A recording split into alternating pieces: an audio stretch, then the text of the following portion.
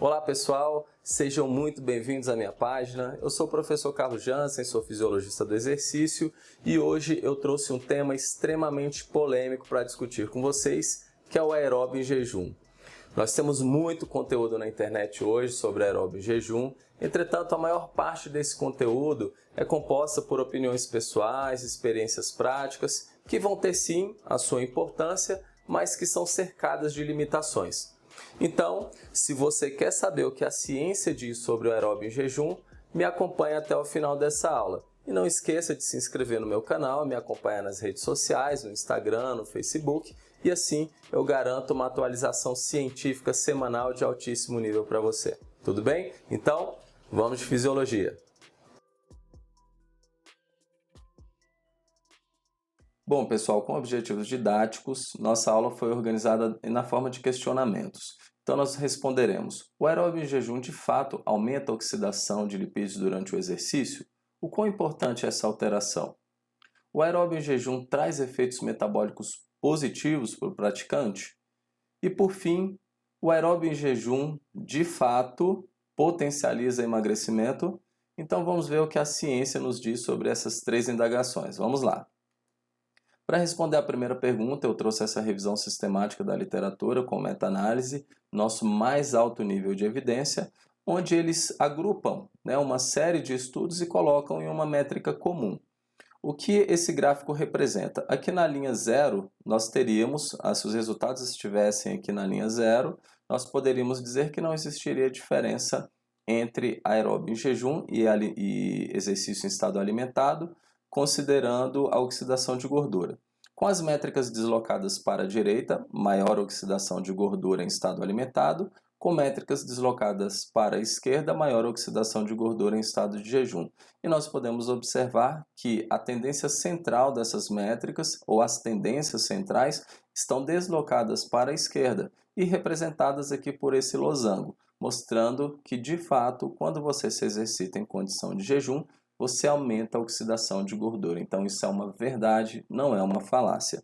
Entretanto, os próprios autores falam um pouquinho sobre essa magnitude, ou a magnitude dessas diferenças, mostrando aqui que a diferença entre os protocolos corresponde a aproximadamente míseras 3 gramas de gordura. E aqui nós estamos falando de intervenções com duração de 60 a 90 minutos. Então imagine você ficar 60 minutos se exercitando em condição de jejum para ter uma diferença de apenas 3 gramas de gordura, que não é nada quando a gente pensa em emagrecimento.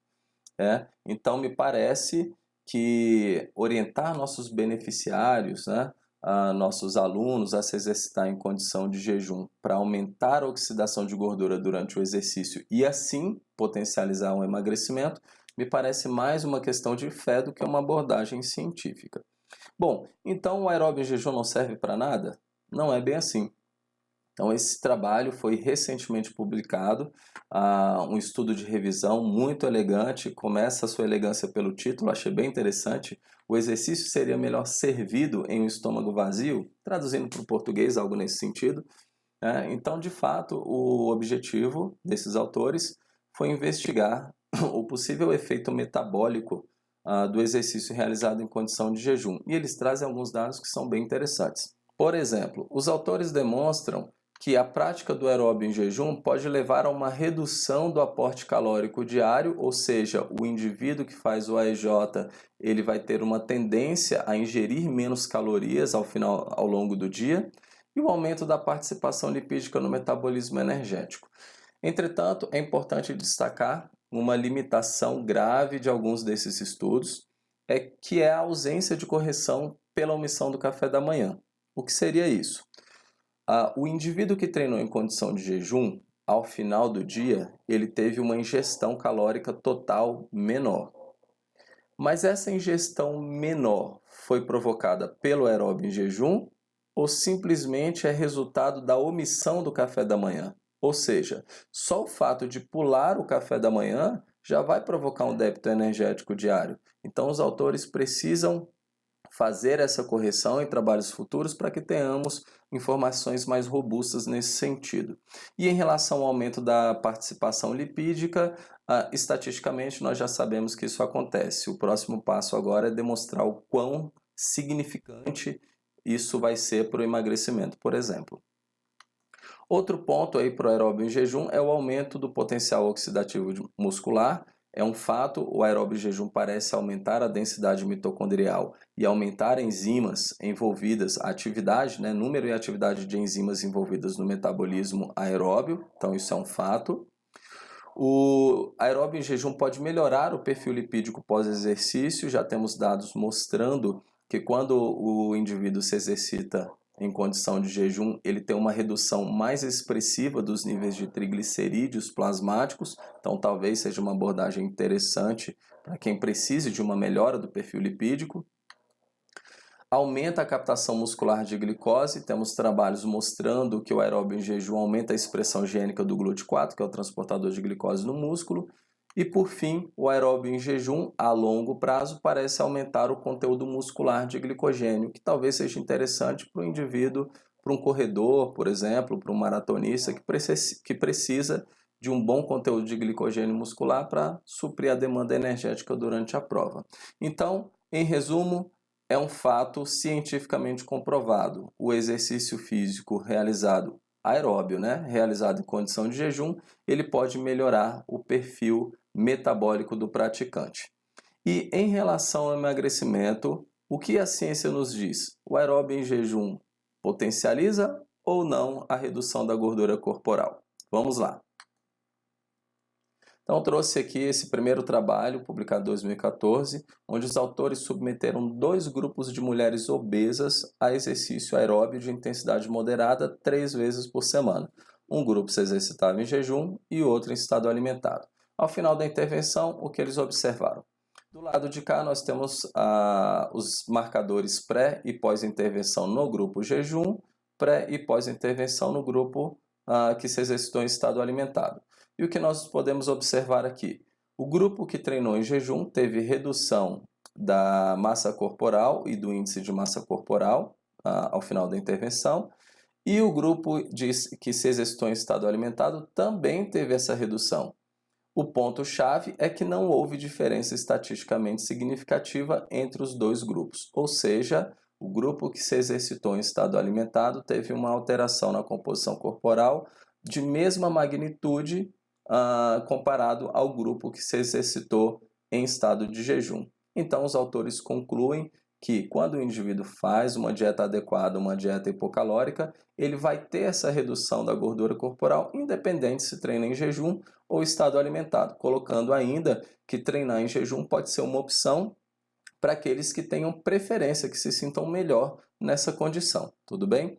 E aí, outro grupo de autores trouxe esse artigo aqui com uma outra pergunta. No trabalho anterior, os participantes foram submetidos a treinamento moderado. E eles questionaram, e se submetemos esses praticantes a treinamento intenso? Então, pegou aí um grupo de mulheres com sobrepeso, 2 grupos na verdade. Um grupo se exercitou em estado de jejum, outro grupo se exercitou em estado alimentado, com 8 participantes em cada grupo, que é uma limitação desse trabalho, temos que confessar isso aqui. E eles foram submetidos, ou elas foram submetidas a 18 sessões de HIIT. Então, o protocolo consistia em 10 séries de estímulos de 60 segundos no ciclismo, a 90% da frequência cardíaca máxima, com 60 segundos de recuperação entre os estímulos. Isso aconteceu ao longo de 6 semanas. E o que os autores observaram?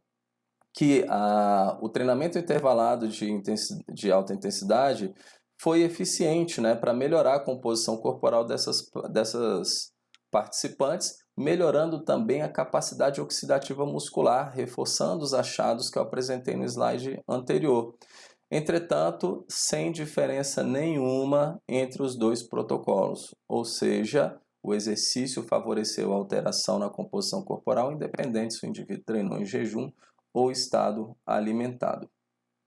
E para finalizar, eu trouxe aqui essa também revisão de literatura, que faz várias considerações em relação a esses benefícios do aeróbio em jejum, que eu não vou repetir aqui, mas eu acho legal trazer essa conclusão. Em conclusão, os autores dizem que as evidências experimentais não suportam ainda a ideia de que o treinamento em estado de jejum, durante as rotinas de treinamento aeróbio, é a melhor forma de otimizar o controle metabólico e a composição corporal pela redução da massa corporal. Então, a partir de tudo que eu discuti com vocês hoje, o que nós devemos levar para casa? O que de fato nós podemos e não podemos dizer? Primeiro, podemos dizer que o aeróbio em jejum aumenta a taxa de oxidação lipídica durante o exercício. Contudo, os trabalhos mostram que esse aumento ele é sutil, ele não é muito substancial. Segundo, existem sim indícios de que essa estratégia pode reduzir a ingestão calórica diária, mais uma vez indícios, lembrando que a ingestão calórica está na dependência de vários fatores, né? Já falamos disso em outros vídeos, em outro momento. E melhora o metabolismo muscular e lipídico. Então já temos evidências científicas de que isso de fato acontece. Entretanto, em relação ao emagrecimento, não existem evidências suficientes para afirmar que o exercício em jejum tem maior potencial para o emagrecimento em relação ao estado alimentado. Reforço, orientar as pessoas a se exercitarem em condição de jejum para emagrecer ainda é uma questão de fé não suportada pelas evidências científicas. Tudo bem? Mas eu não quero gerar polêmica, não quero deixar uma ideia fechada, até porque a ciência ela sofre oscilações, né, de opiniões a cada dia. Então, se você conhece algum artigo que eu não apresentei aqui que mostra que o aeróbio em jejum tem maior potencial para emagrecimento, mas quando eu falo de emagrecimento, eu estou falando de reduzir gordura corporal, não trabalho com metabolismo, isso aí eu já apresentei. Então, se você tem o conhecimento de algum artigo que seja relevante para o tema que eu ainda não apresentei, deixe aí no seu comentário que eu faço questão de gravar um novo vídeo e apresentar esse material para os nossos seguidores aí. Então, para finalizar, se você gostou da aula, inscreva-se no canal, me acompanhe nas redes sociais, no Instagram, no Facebook, e assim eu garanto uma atualização semanal de altíssimo nível para você. Espero que vocês tenham gostado e até a próxima aula. Um abraço.